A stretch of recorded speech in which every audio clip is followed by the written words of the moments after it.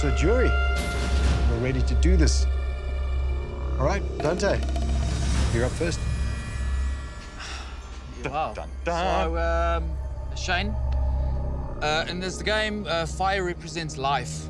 And I think the one person that was very consistent with keeping life and spirits alive was you. Your consistency throughout the hours, the nights, the weeks, waking up on an hourly basis to make sure that not you are warm, but your tribe is warm. And I got to experience you as an individual during those late nights where it was only me and you, no words were spoken, and we were communicating via eye contact.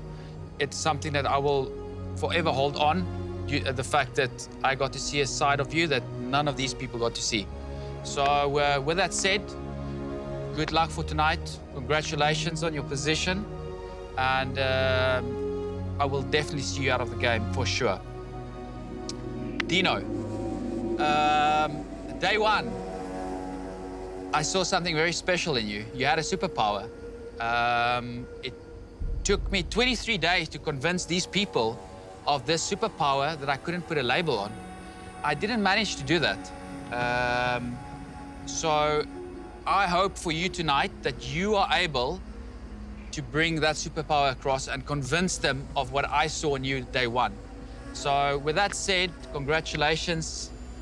Well done on your game. It was phenomenal for both of you. And good luck for the rest of it, because I'm just going to take it easy and the rest will fill in the hard questions. Yeah, you're relieved. Thank you, Dante. Felix. For me, what's important around the game and why we play the game, I mean, there's an element of selfishness and accomplishment, etc., that we want to achieve as ourselves and everyone here. But for me, what's important is how we affect other people. What is it, if there is a moment within the game that you feel is a thing that you can take with you, or to say that you're proud of, that you know is going to be something that you'll be able to take outside of the game? This is very much an old school, new school competition. I work from the shadows. He works with far more alliances. He speaks a common language with you people because I'm decades older than you. So I'm proud of the way I played. I would play the same way again. But that moment where I stepped into that mud ring with you, man on man, Sure. 2 decades older than you, and for 2.5 hours, smashed myself so that my fellow tribe members didn't get voted off. Well, I'll never forget that. And I hope it meant as much for you as it meant for me. You did well, dude. You're a champ. Thank you. You're a champ. You Same included thing. something about taking from outside of life as well, or from the life that translates into the game. Everything, yes. Answer how you want to answer. So, I mean, I've spoken a bit about having been rejected a number of times by Survivor before getting on, and then being this pre-merge boot who was, felt invalidated. And I was asked to go to my old preparatory school and do a little talk with the boys, because they found my story of continued persistence and self-belief from a kid who had, they knew me. A lot of those, when I was giving that talk, a lot of those teachers taught me, and they were like, geez, it's a different human being, from that kid that was super shy. And that was based off. And then, get this call to come back and have all that self-doubt again, and to start that journey again, to, be able to actually, in one season, go from that kid again who didn't believe, to be able to end up this person that has the sense of self-confidence, through this game, through this rad experience that, potentially revalidates what they saw in me there in the first time and why I was there in the first time. Yeah, I'm immensely proud of that and immensely proud of the resilience.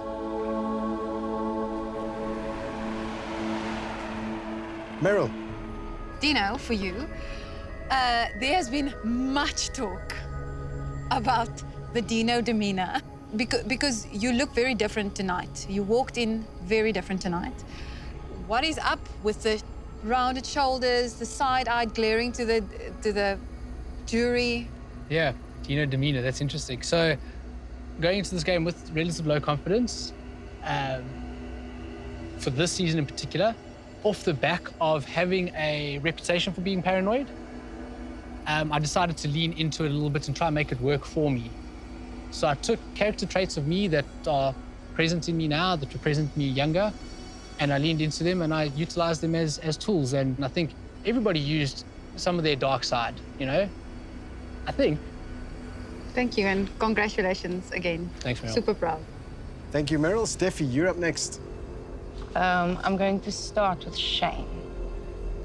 You added so much light to a gloomy situation. The inappropriate jokes was a way for you to lighten the mood around camp. You provided, you worked, and that, for me, is a sign of someone who lives in service of others. No, thank you. So that's beautiful. And as Shane, that I was piss scared of coming into this game because you were ruthless in the previous season. And seeing this very kind, beautiful soul being the lesser, that's what I saw.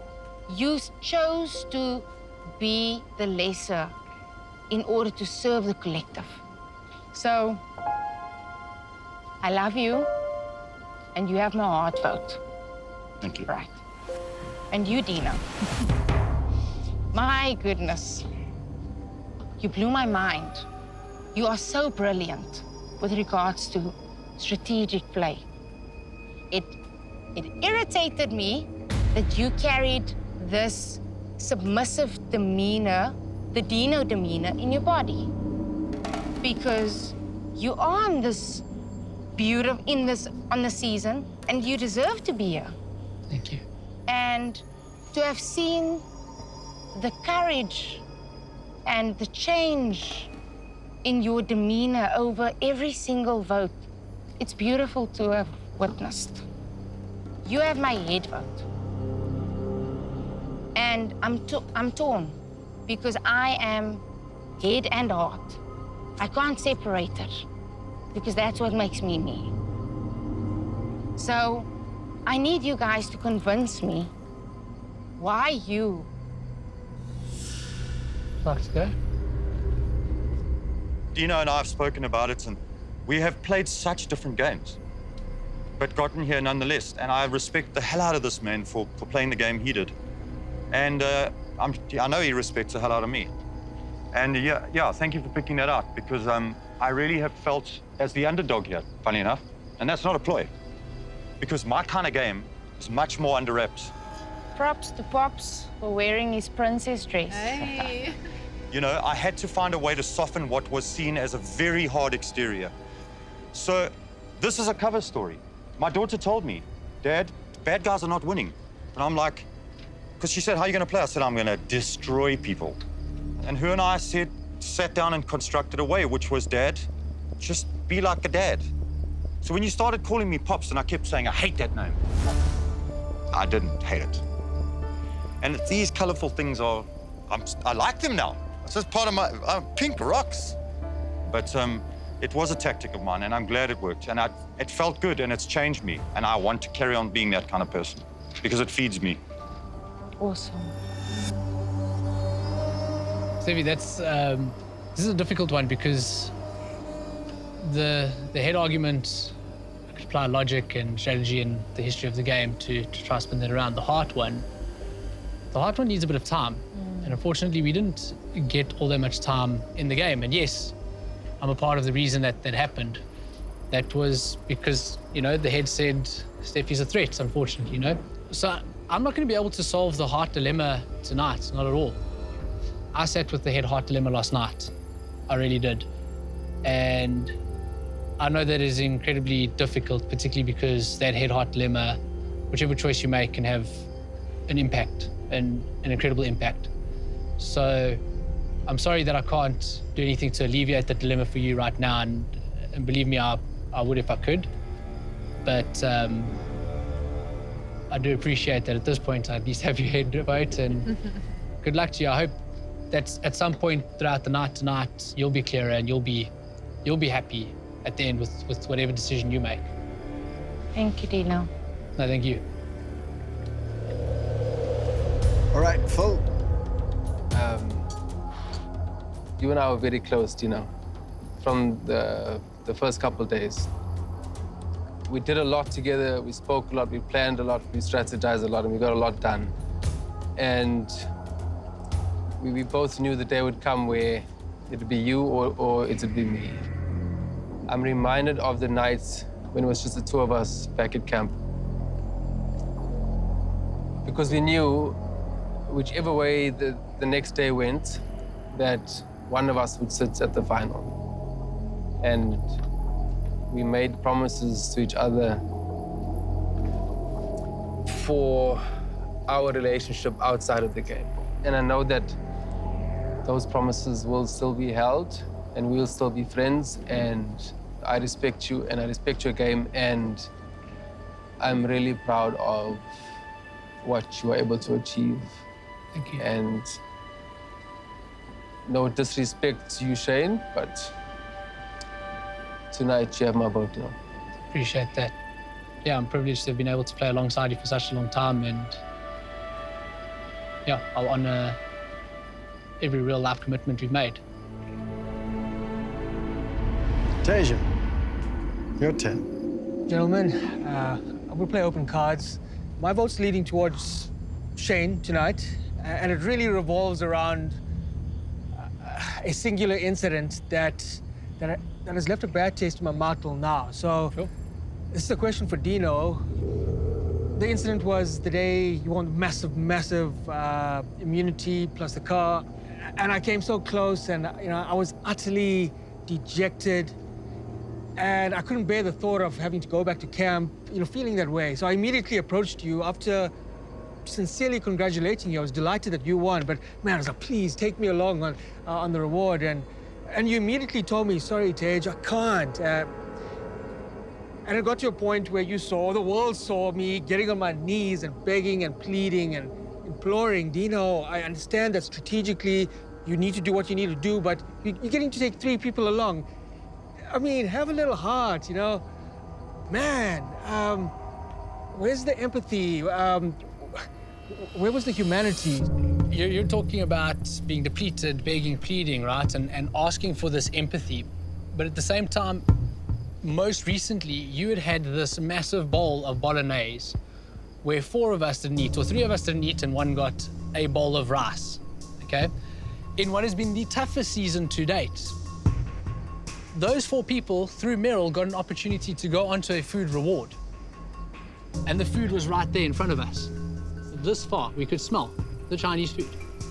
But there was blankets for the entire tribe who were freezing. Night after night, after night after night, and we instantly chose blankets for the entire tribe and passed up that food, even after not having that merge feast, per se, right? Like from my perspective, it was a bit unfair that you went on your knees and you played that emotional card, knowing that I am an empathetic person. I struggled with that hard, but you put me in this position where I had to deny you of something, And by showing the empathy that you were asking for, I was going to be showing a lack of empathy to somebody else who might have needed it a bit more at that moment. No matter which way I went, it would have left disdain in somebody's world anyway. And that's the nature of the game. It puts you up with these dilemmas, it's what makes it so great. But I went with the empathetic route and chose those people who gave up previous reward, who didn't eat, for the benefit of the tribe. And that is a display of empathy. Thanks for that, Dino. I understand and respect that. You're nowhere near now as ruthless as I thought you were. You stuck by what you did. You've owned it. I mean, to make it a final 2, I guess there'd have to be some ruthless ambition. But if you can balance that with the empathy and compassion, all the better. Thank you. Thanks. All right. Good luck. Thank you, Tajan.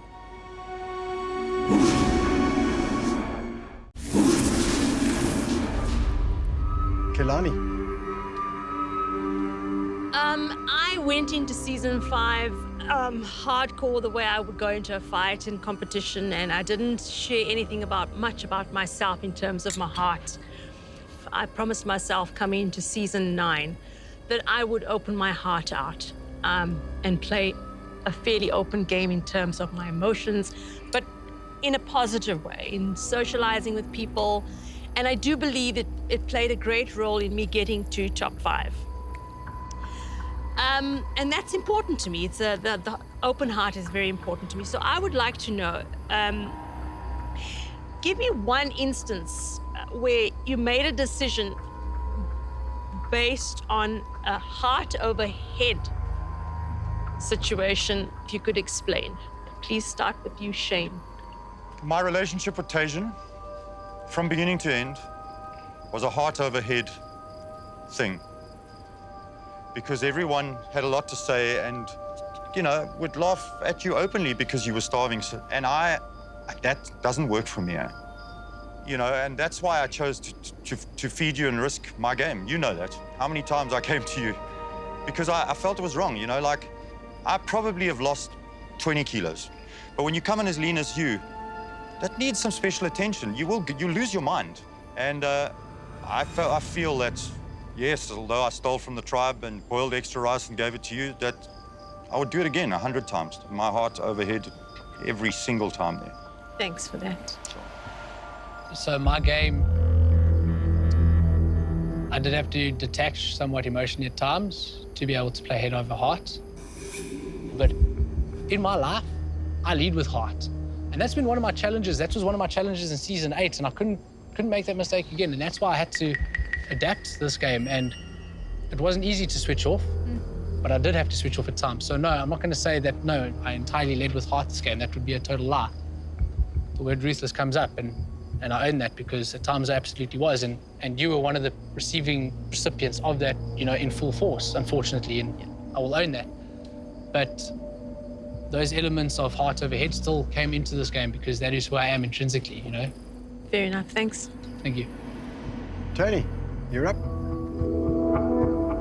I think we all look at Survivor as something that changes our lives and changes who we are. And we discover things about ourselves that we want to work on or that we want to celebrate.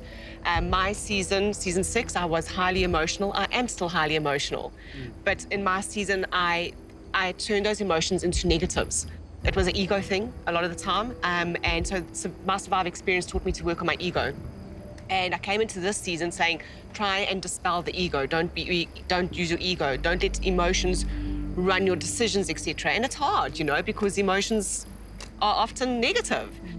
The moment for me of realizing that I have learned and grown so much in choices that I've made about my emotions and my growth in Survivor and life was at the reward with the Ketsies, okay?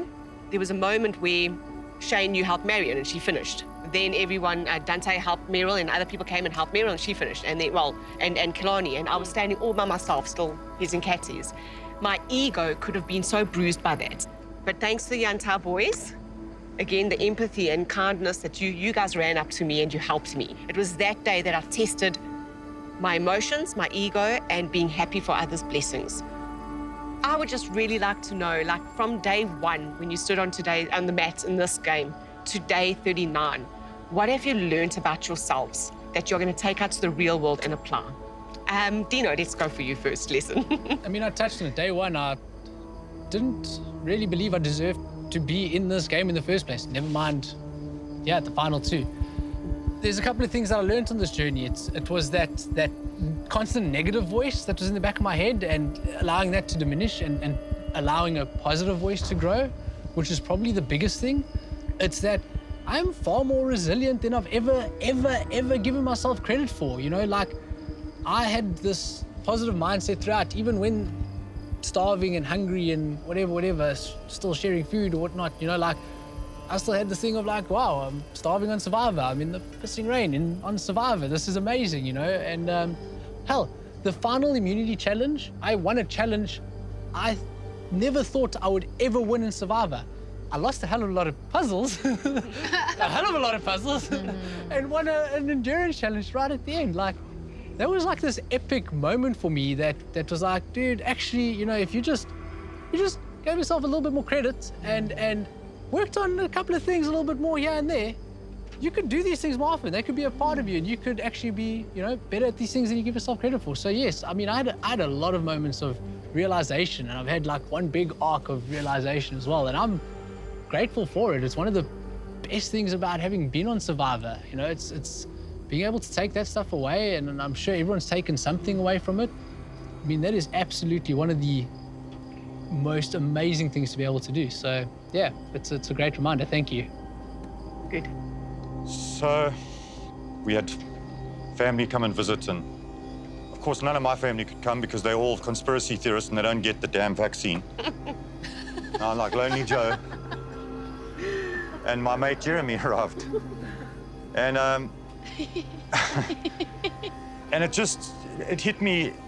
I didn't show it because I don't crack easily like that. But Jeremy left a message on my phone as I left the day before I came here. Just literally crapping on me for allowing myself to get sucked so far down the rabbit hole in terms of my own will to live. Because I give too much of myself to the wrong people, and I expect to be treated the same way in return, and I don't. So when I say that I was ready for oblivion, and believe me, I've survived a lot. But I lost the will to live. So when I came in here, I didn't know which way I was gonna go. It was the first positive thing to happen to me in like a year and a half. And you people have restored my faith in humanity. And I didn't quite expect that. And I got to experience little parts of my personality that I've lost through all of you. And I've learned without a shadow of a doubt that I am worth loving and I'm worth receiving the care that I give to you all. What you've just said now is a win. So no matter who wins tonight, you're winning either way. And the only way is up from here, no matter who wins or who comes second. So well done to both of you for winning anyway. Thank you, Tony. Okay. Nicely said, Tony. Thank you very much.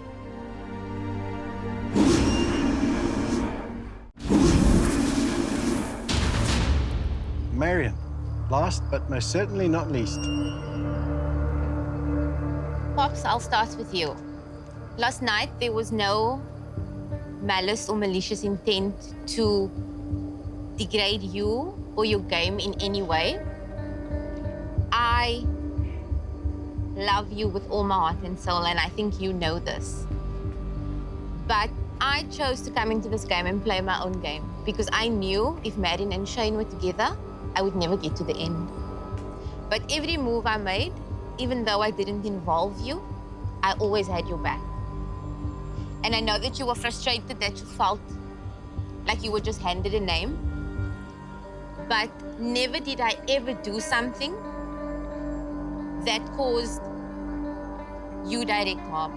Because I ensured that your name never came up. It might have been used as a deflection, but you were never gonna go home if I had anything to do with it. The bond that myself and Dino had wasn't because we were super fans. The bond myself and Dino had was because we are so in love with this game. Survivor saved my life. And in a lot of ways, it saved Dino's life too. And that is how we connected. Now, with that being said, I moved to Dino. We had a vision. The vision was shared because of what Survivor meant to both of us, not because we were super fans. Yep. I want to know from you honestly, was that vision ever real? Or did you manipulate the one blind spot that I had? That blind spot being my love for the game. That vision was as real as anything for the longest period of time. The decision to go back on that vision was made solely after I saw Kirsten at the immunity challenge. Once I'd spoken to Kirsten about it, that made my mind up as to what I had to do. Because while we share this love for the game and we talk about saved lives, she is my person and she's the one that has saved my life more than anything else. And by choosing to sit here next to Shane was choosing her. my absolute number one. And it breaks my heart to see the devastation I brought to your world. It really does, and I don't wish that on anyone. No fan, no lover of the game. Absolutely devastating. And it's hard for me because this is my experience of putting myself first now. And it makes me scared to ever put myself first again, quite frankly. So I'm sorry, Mariam. I truly am. But I can't be sorry for sitting here, giving myself the best chance I possibly can at a life-changing event for myself and my fiancée. I just can't. I can't be sorry for that. I came in here having my mind made up, and after hearing you both, like Steffi, I'm equally torn. And this has now become an incredibly difficult decision for me, and I know for the rest of these guys as well. So, last question from my side for both Shane and Dino. I'll start with Shane. Why do you deserve the title of Sole Survivor? Yes.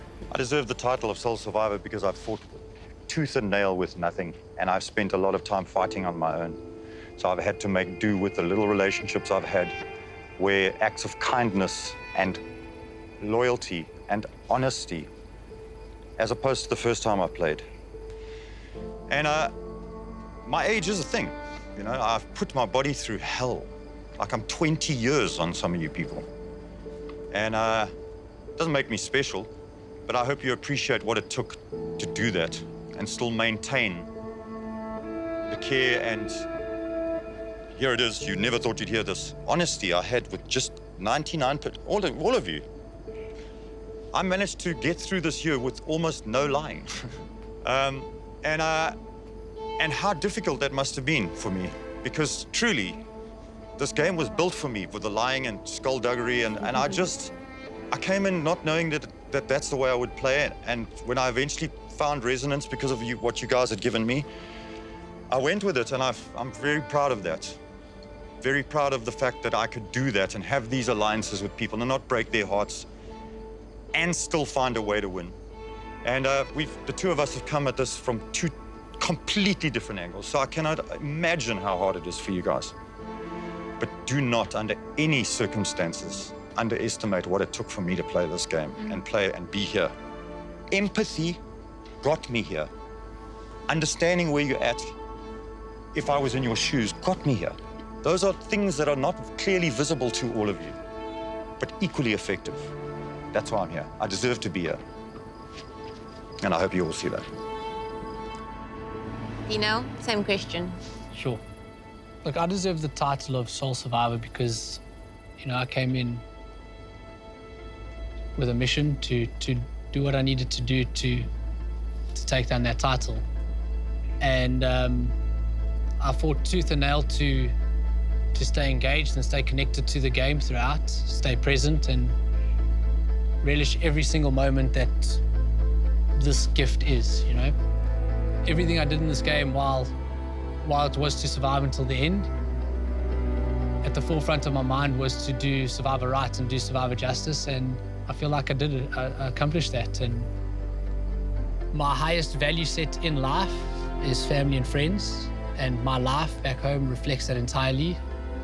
That might not have always translated out here necessarily, but one of the things I didn't like about season 8 was feeling disconnected from the cast, and I still managed to walk away with friends.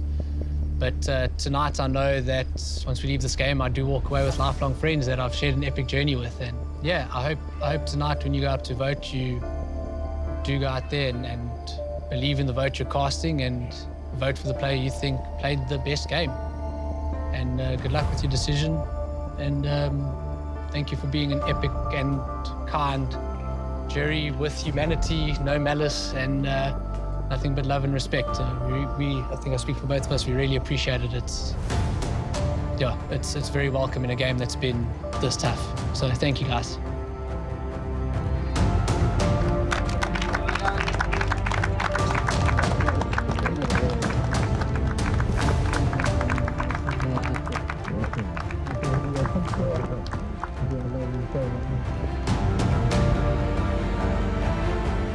All right, Shane and Dino.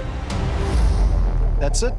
You've come as far as you possibly can in this game. And now all the power shifts from you to these fine people, the jury. Jury, in a moment, you'll go up into the voting booth, and tonight you will vote for a winner. So to be clear, you'll go in there, you write down the name of the person you think is most deserving of the title of sole survivor and the 2 million rand that goes along with it. You ready to make that decision? All right.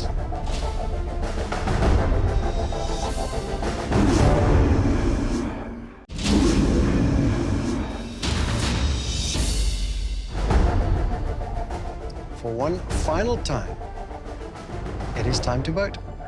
Tony, you're up first.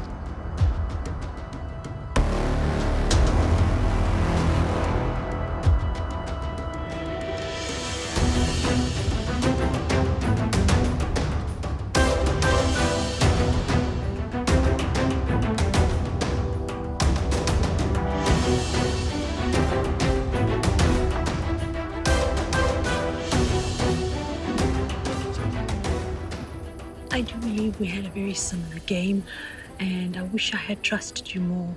Perhaps I would have been sitting there next to you.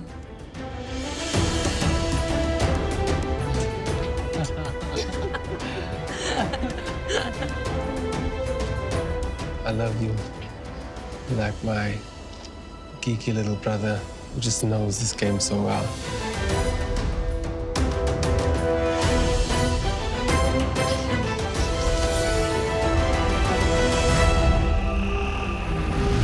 I'll get the votes. It's yours.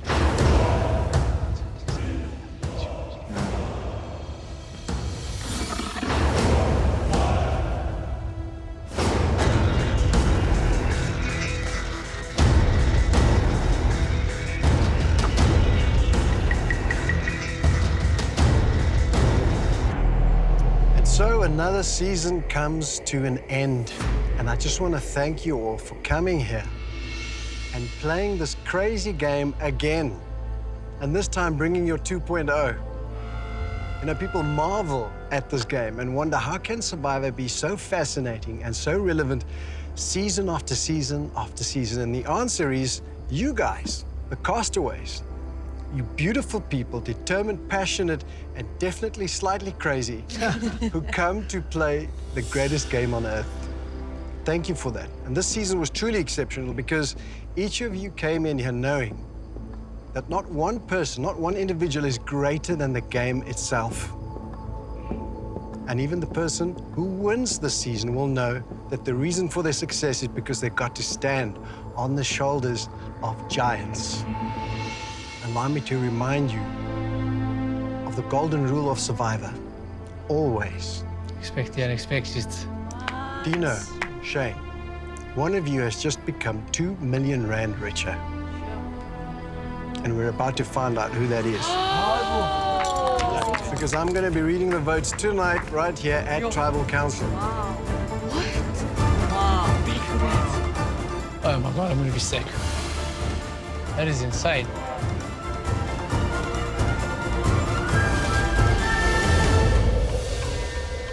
Dino, Shane, it is time to find out who the winner is.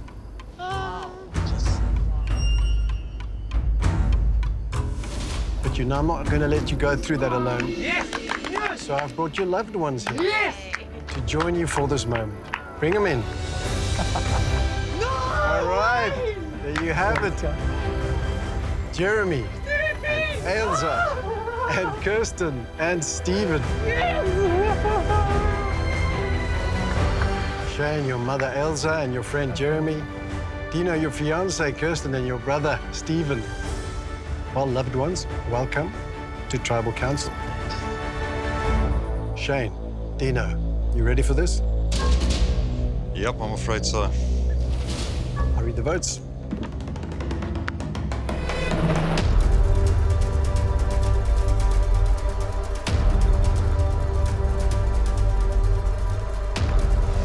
Dino.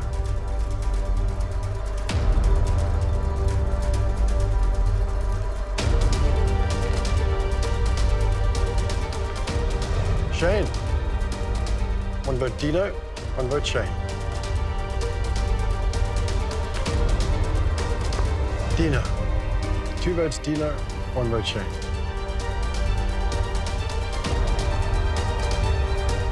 Shane. 2 votes Shane, 2 votes Dino.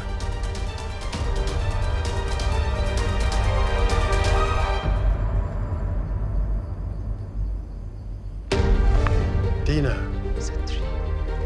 3 votes Dino, 2 votes Shane.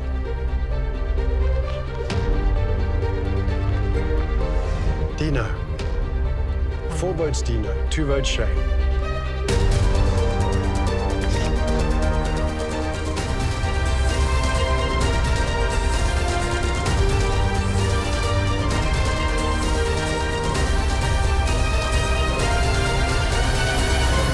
The winner of Survivor SA, Return of the Outcast.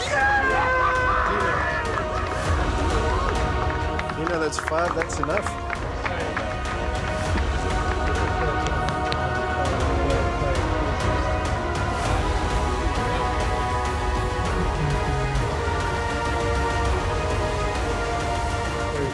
No BS. No BS. Finally.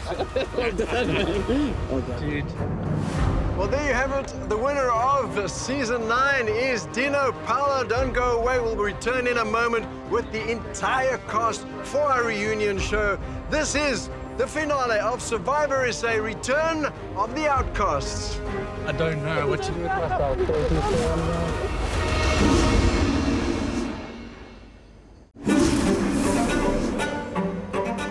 First time in Survivor SA history, we are wrapping the whole show up right here on location on the beautiful Sunshine Coast in the Eastern Cape.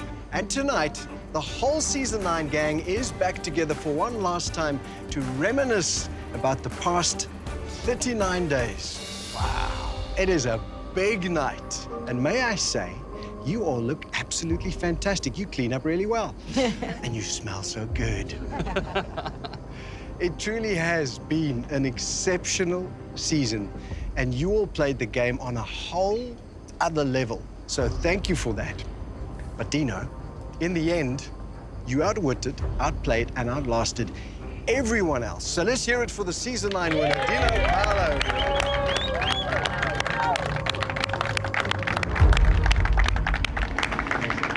And I guess the question is, has it all sunken in just yet? No, it hasn't, Nico. Like, this last 24 hours has been a whirlwind, and it has not sunk in, not even for a second. I don't think it's going to hit me for a while, but super grateful to be here tonight. It's so cool to see a whole lot of faces that I haven't seen in a while, and yeah, looking forward to hanging out with everyone this evening. Speaking of faces, I almost didn't recognize you without the beard. Right? I didn't recognize myself when I took a look at myself in the mirror for the first time. I'm 14 kilos down. I'm like a rake at the moment. It's a bit scary, but yeah, glad to have had a bit of a trim and feeling a bit more human. You still look like $1 million, like $2 million. $2 million. Got to rub that in, eh? Ah, Shane, what can I say? You know, I'm thin like a racing snake. I can't actually believe what I look like. It's What does a racing snake look like? has a lot of loose skin. It's about 6'5". Yeah, no, it's horrific what I look like in the mirror. You look fantastic. So I know everyone's dying to find out exactly who voted for whom. So let's see a show of hands. Jury, which of you voted for Dino?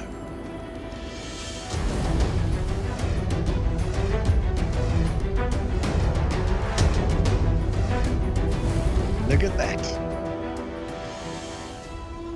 Marion, you came so close, and I know that your final trial was really traumatic. How do you feel right now?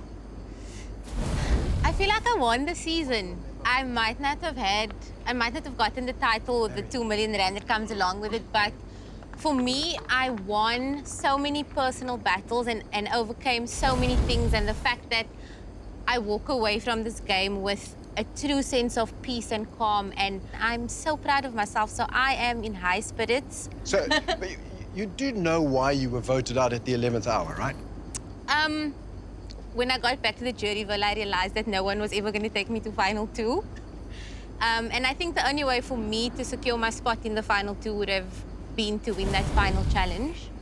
And I gave it my all, and I didn't, but I mean, it's bittersweet, you know. I didn't end up in final 2, but to know that everyone was really nervous to sit next to me, I took it as a compliment that I did something right and that they saw what I was doing. So, yeah, I'm in high spirits, so much peace, and forever indebted to Survival for this incredible experience. I suppose the question is, if we had a Marion Dino final 2 finish, what would that have looked like? Jury, who would have voted for Marion? Let's see a show of hands. Sure. So, Dino, my friend, it looks like you dodged a huge bullet there, all right, which got you the 2 million rand and, of course, the title of Sole Survivor. You also walked away with an incredible prize, the Mahindra XUV 300. Well done. Thank you. I'm grateful. Yes. Yeah. Yes. And you know what that means, right? I broke the car You broke the curse. I broke the curse. All right? Because for those who don't know, there's the car curse. The one who wins the car never, ever wins the season. So that's done. You cleaned up the season. I really But did. there was a few other things, something very important that not everyone necessarily knows about. Are you going to tell them or shall I? None of them know. Is it? Yeah. Now's the time. So the outpost really was worth the wait. Thanks to our friends at Mantis, also won a holiday worth 80,000 rand for my fiancée. Wow. So there was no family video, there was no video from Kirsten at that point. It was a video of Nico telling me that I'd won this wonderful prize. Well, Dino, a wonderful honeymoon awaits for you on the Zambezi Queen with Kirsten. And you said it yourself, if you're leaving your fiancé behind to plan the wedding all by herself so that you can come out on the beach and play, then you better bring home the bacon, and you delivered. Well done. Yes. Like a mailman, he delivered. So once again, congratulations to our Season 9 winner, Dino Paolo, everybody.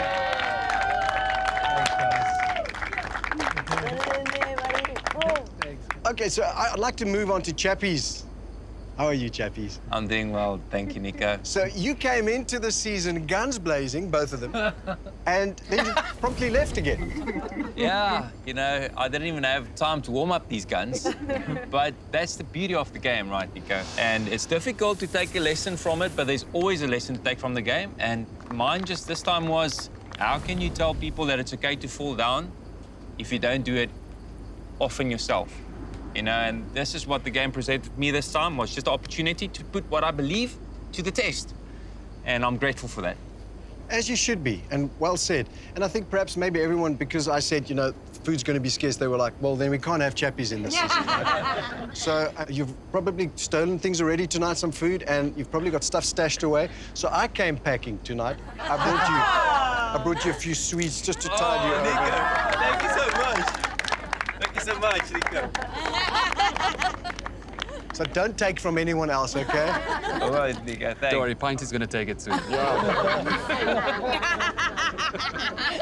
We'll get to that, Pinty. We'll get to that. All right, so there are many ways to structure a returning player season, and we opted for the pre-merge versus post-merge way of going about things. PK, the pre-merge boots were so determined to make it to post-merge, and the post-mergers didn't want them to get in there at all. So it made for conflict right from the start. You went in guns blazing from the get-go. Is that because the stakes were so high and you just felt that's the way you needed to play?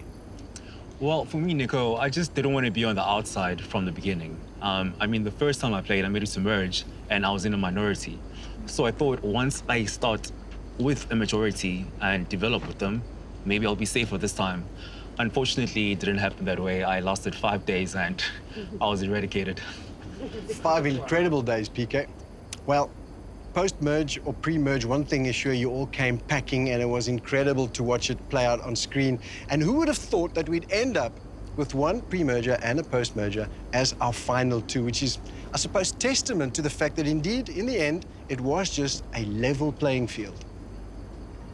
Well, when we return, we'll dive into some of those great moments and stories of redemption and rewriting histories. We'll be right back.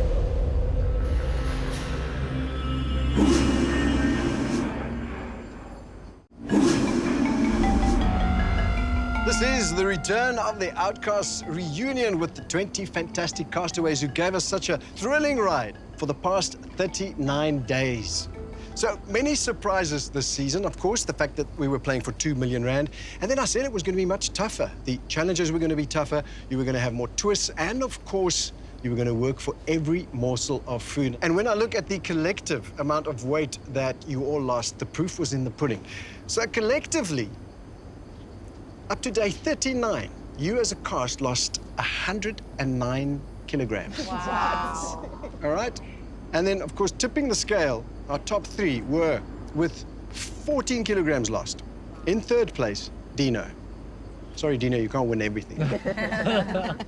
In 2nd place, we had Felix with 15 kilograms lost. Hey, I want something. Second. Not quite. Wow. And the winner of the season with the most weight lost, of course, Shane. 18 whopping kilograms. Wow. So you won something, Shane. Yeah. A loss, but a win. You lose, But not. and you win. Look at that. That's a positive outlook right there. Yeah. I got a jawline now. So Pinty and Tajan, I think I speak for everyone when I say that you two really experienced the lack of food on a different scale. I mean, you were hangry, right? You felt it on a visceral level. How tough was that, Tajan? Man. Oh, wow. Hallucinations, yeah. Obsession, yeah. Yeah, it was an obsession, man. And Pinty, what about you? How much tougher was this than the first time you played? Oh, Nico, like, in my last season, I was only there for 6 days. I think by, like, the 6th day in this season, I was, like, famished. I was done.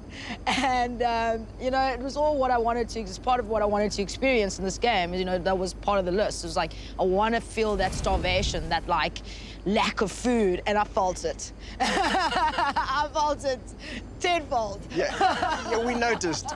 We noticed. And I think your whole tribe spoke about it all the time. Even players I didn't play with speak about it. Yeah. Players I hadn't mentioned, like, you know, we've heard about you. Don't worry, everyone got to a certain point of hangry throughout the season. Shona, what about you? I mean, what was tougher for you this season? Was it the social game? Was it the elements, because that was tough as well? Or was it the challenges? It was all tough, Nico. The social game was surprisingly challenging. I consider myself a very social person in normal life, yet it was very hard to connect with people still here, and I think that's because everyone has a guard up. The challenges were obviously exceptionally challenging as well. They're a lot more physically tough than I thought they would be, than they have been in the past. But for me, the toughest thing is always the day where you go home, where you know, don't make the decisions that your intuition is telling you to make. And at the end of the day, you know, it sends you home. One thing we won't forget is you in that mud pit challenge. I really put my heart and soul into that challenge. I had a lot of fun in it. Obviously, it ended in a bit of a scary way. I'm much better now, so what doesn't kill you only makes you stronger. Indeed. Nico, Indeed, I'd very just well like said. to say Yes. that the other memory from Shona was the death stare she gave Dino as she was voted off. I still have nightmares about that.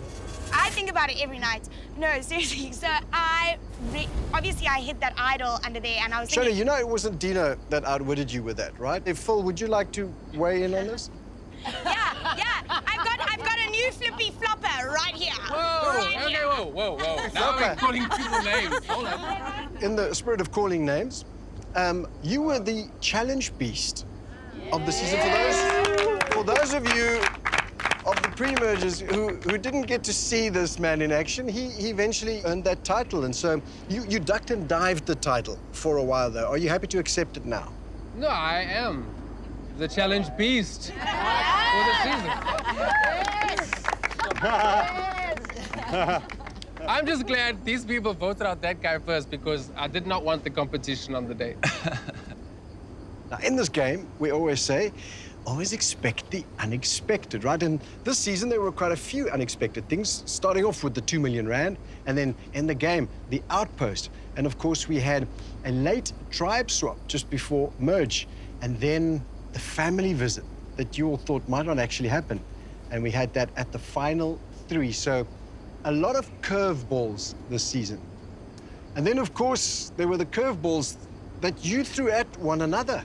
And, I mean, the word that comes to my mind is blindsides. Now, in any given season, we are usually very happy and excited if we have 2 or 3 really well-executed blindsides. This season, it was a blindside when there wasn't a blindside. I mean, Torizo, do you think that was testament to the fact that everyone was coming with such great game that the only way to get people out was a great blindside? 100%, Nico. I think we were all so hungry, and because we didn't know what other hidden elements were in the game, you had to make sure that the people who needed to execute a move would be on the same page. And that needed to work with clinical precision.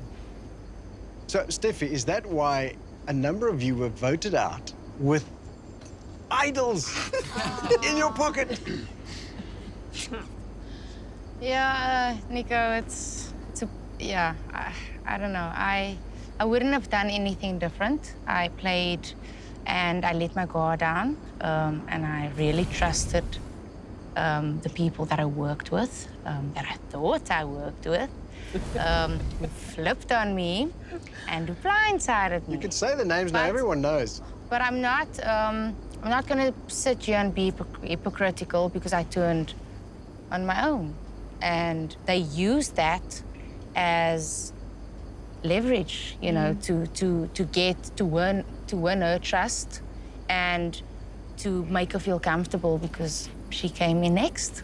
Well, I think it was that very same tribal where you said people must play the game and they have to own that they're playing the game. And then they played the game.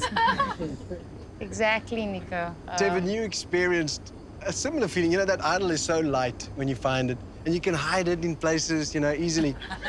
But it weighs a ton when you walk out with it, doesn't it? You know, Nico, I knew I was in danger. I knew that they perceived, specifically Seamus and I, as a big threat. I mean, a lot of them were mentioning it, and I knew I had to play the next tribal. I just really thought everyone was tired of Pinty stealing all the food. So I thought she was going home for sure, and I knew I must play it the next time. But yeah, the first week I was fine.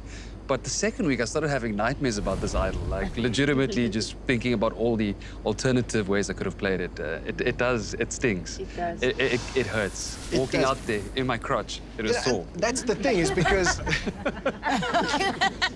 because everyone that leaves the game goes, well, you know, I really did everything I could. But people who leave with an idol, there was one thing they still could have done, and I think that's probably what weighs the most, right? And I think the worst thing is that the first time I played this game, when Tony and PK flipped on me, I could tell I was going home at that tribal.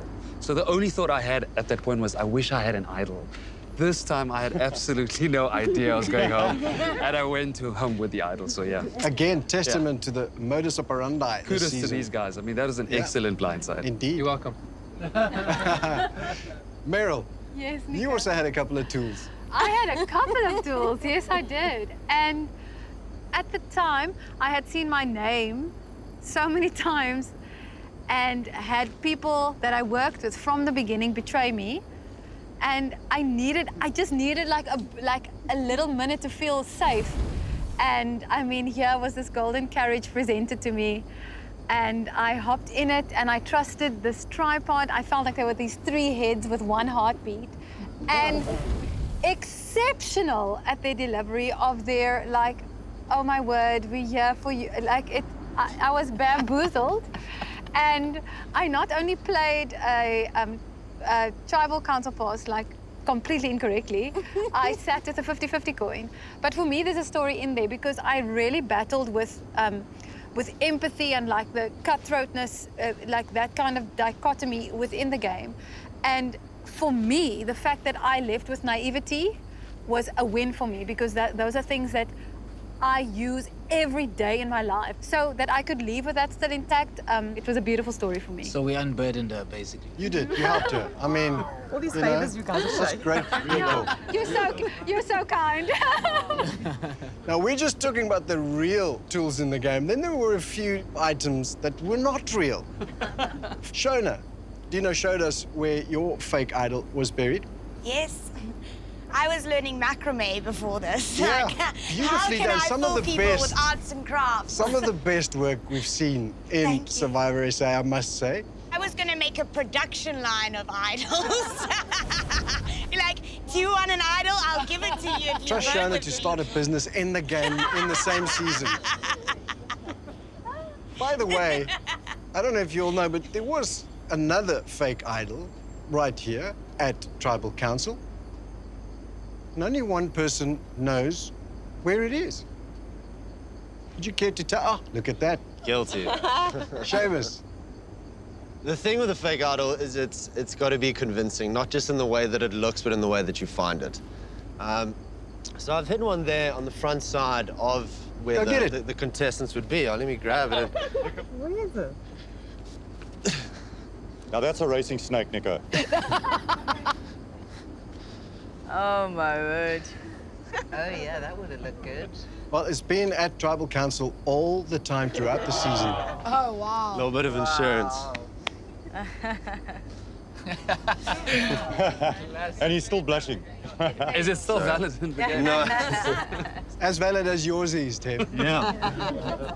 So it's obviously the same bag from the first idol I found, but it's a similar rock of roughly the same shape and size. It's fine, he can trade it with this one. So yeah. my thinking was, by hiding it in front of people and pulling it out publicly, I could not have, stashed it in any way or brought it with me. It could only be an organic find. Something tells me you've laid the groundwork for many a fake idols to be planted in all kinds of places in future seasons. I certainly hope so, yeah. Yeah, excited to see how that plays out. Picking up idols. The legacy will continue. I hope so.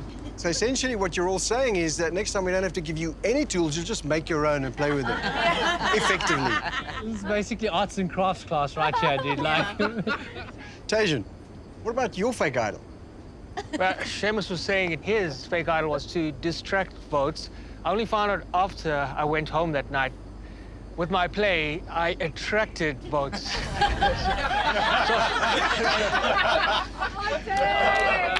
Phil tells me he was going to be putting Felix's name down that night. I knew it was always going to be split between Felix and myself, and I ended up getting the majority 4 versus 3. Are you still hungry right now? Can we bring you something? Chappies, don't you want to give him a couple you of want a sweets? sweetie? You want a sweetie? Man, the saddest thing is all those cravings and the fantasies it all disappeared after my very first Ponderosa meal. I was like, and then you wanted to come back, right? Well, listen, incredible gameplay, on all scores. And why am I not surprised? I mean, I should have expected that with you all returning and people of your caliber playing this game. Palesa, one of the really painful times to get voted out is the last person before merge. You must have been so confused because you were playing so well in the game, doing so well with the social element of the game. Why do you think it happened? If I was them, I would do it too. If you were them, you would vote you out. Yes, I mean, they do a good thing. In Survivor, you play against a lot of incredible players. And if you want to win, you have to vote off people that you think would either be gunning for you or would be better at, than you in the game.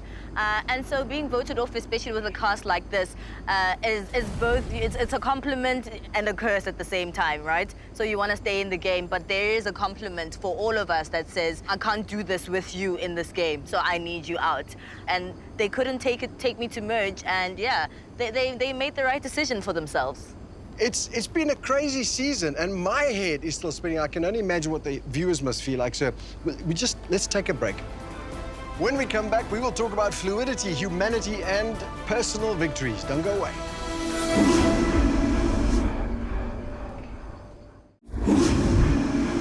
We are wrapping up this incredible return of the Outcast season with our winner, Dino, and the rest of our amazing returnee players who took this game to a whole new level. So the social part of this season was really hard for you all to navigate because of returning players. So you had all these pre-existing relationships. This is a game of betrayal and deception and blindsides. And so, Tony, was it hard for you navigating the relationships outside of this game, the real life, and then the relationships that form in this game?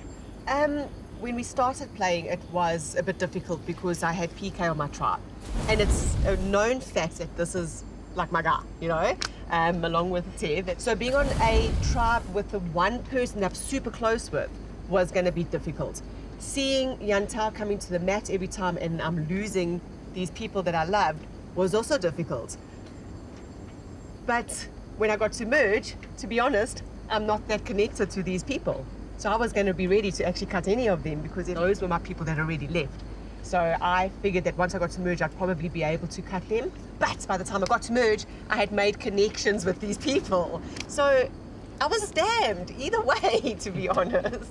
All right, so Dino's won the title of Soul Survivor and all those other amazing prizes. But for so many of you, this game was about a lot more than just winning. And a lot of you saw it as an opportunity for redemption. And from my perspective, I saw many personal victories taking place, even though I was snuffing your torches one after the other. Seamus, did you get what you came for? I think so. You know, season 6, my big mistake was me. You know, I can't sit in season 6 and blame anyone for what happened but myself. So coming into this game, a lot of the prep work that I'd done was internally. And I just wanted to leave here, if I did, you know, just to be satisfied and happy in the way that I played and to come in as the best version of myself and just lay it all out on the table. And I think even in 11 days, I felt that I accomplished that. Did I have more in me? Of course, but you know, I leave a happy man. Well, you were a different person coming into this, and then you grew as you played the game, so huge win for you. Thank you. Yeah. Tanya, what about you? I think I should have maybe left my personality at home in the first season. I definitely should have left it at home in the second season. But at the end of the day, I knew, and this was true in my first season, I never came for the money. I came to play the games. I played to come and do the camp life. I loved the camp life. And, you know, we're ordinary people playing an extraordinary game. And I think we all leave extraordinary people because we will never be the people we were before Survivor touched our lives. And to play twice, I was a winner even if I'd come out first. And I think that's what we take home. Well, that is so beautifully said. And I want to tell you something. You introduced the concept or the idea or reminded everyone of that word humanity. And I think they returned to that time and time again. It was a testament to a really great season, played very well with surgical skill and incredible blindsides, but with humanity at the base of everything, every time. Thanks to you. You're welcome. Felix, what about you? The biggest thing for me was I had this guy in season 7 that I didn't recognize, and at least the guy this time in season 9 is 100% me. So that's all you can do. Be the best version of yourself. I mean, these guys said it better than I could ever. So yeah, I 100% got that, and specifically playing a game that I'm proud of, and also, most importantly, my wife would be proud of. Awesome. Dante. Nico. Personal victory. Yeah, so my thing with this season was to come in and embrace the experience. So I managed to be extremely present from day 1 all the way till day 23. I laughed a lot, I swore a lot, I cried a lot. And, you know, but every single time, that was how I felt. And I felt like this was my opportunity to express whatever what those feelings were. So super happy for the 23 days in the game. And yeah, and for the rest of the guys that I played with, you know, it just was such an amazing experience. And yeah, this season I came in lighter, better, faster, stronger, and with a lot better idea of how the game should be played with my personality type. So again, super proud of my game, and yeah. As you should be. Kilani. Nico. What about you?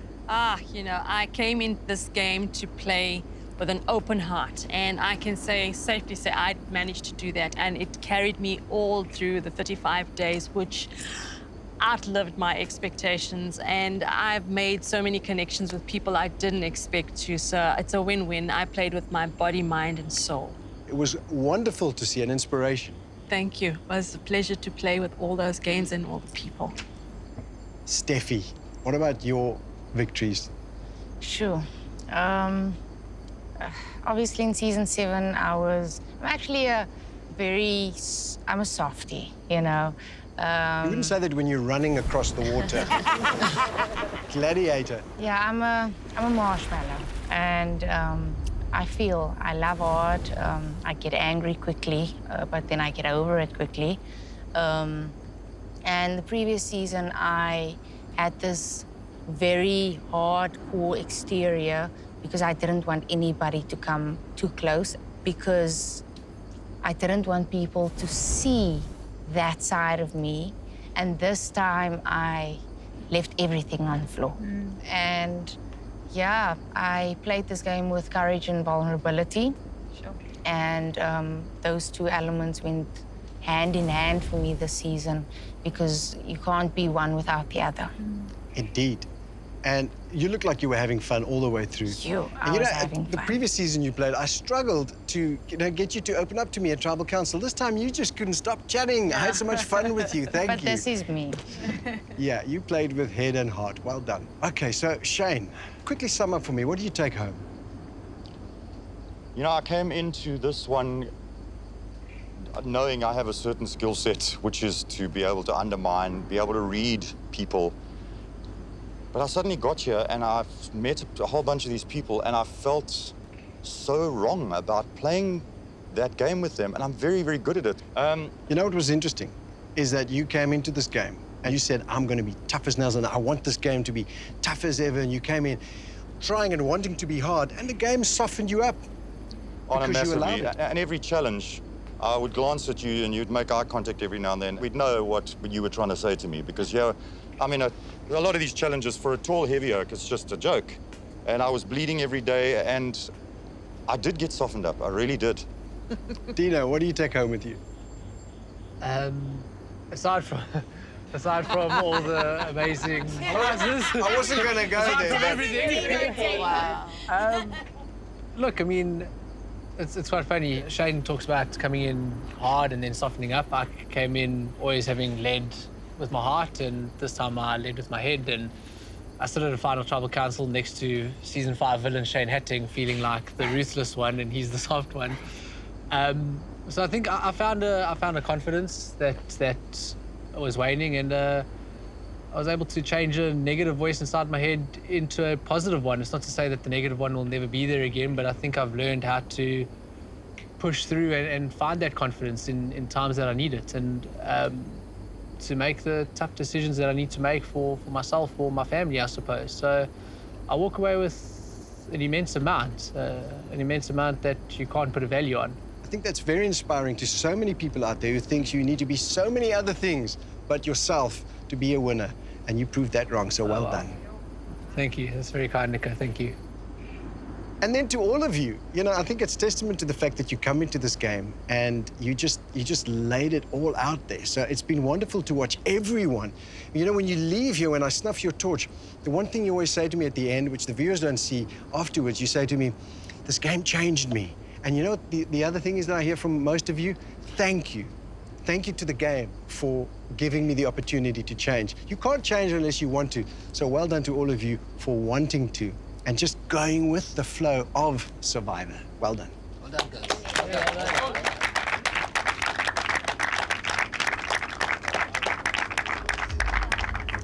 And with that, we come to the end of another incredible season. And I'll say it again, all the thanks to you all for coming out and playing your hearts out. You crazy, beautiful, amazing, passionate people.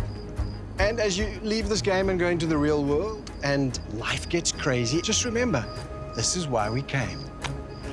And thanks to all of you at home for watching. Your loyalty and your love of the greatest game on earth is what drives us to keep giving you an amazing show, season after season. It was an absolute privilege to get to showcase our beautiful country to you once again.